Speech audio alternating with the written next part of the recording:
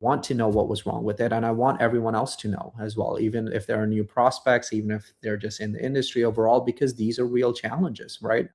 And in doing so, that turned out to be one of the best nights, not just because of the drinks that were pouring, but it turned out to be one of the best nights for just business overall, right? Because we're like, hey, so and so chatted with me yesterday, and they were saying all the things that we did wrong, and but in doing so, they felt hurt that, hey, these are the issues, because everyone comes in at, okay, yeah, no, the other guys, we can do it better.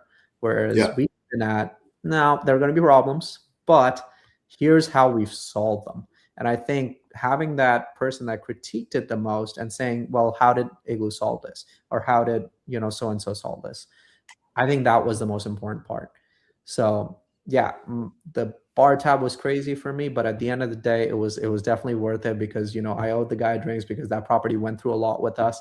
But at the same time, it really is just solving problems. And again, if I could change my title to anything, if it was meaningful, it was just be solving problems. It doesn't matter if it's in tech, engineering, or business, right? Let's solve the right problem. And like when you talk about converting skeptics, or skeptics that self-convert, I should put it that way. We've got one of our property managers who basically fired Venderu when they were first onboarded, and then sought to solve the problem with conventional alternatives like hiring maintenance coordinators and whatever, and that didn't work.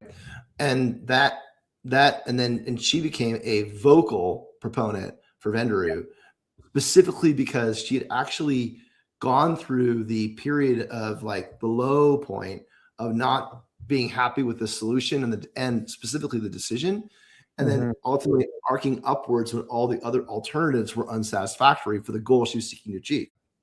And when you take a look at skeptics, they often become the most vocal advocates because they have able to, or I would say most vocal, maybe because they're able to talk about how they didn't believe it would work.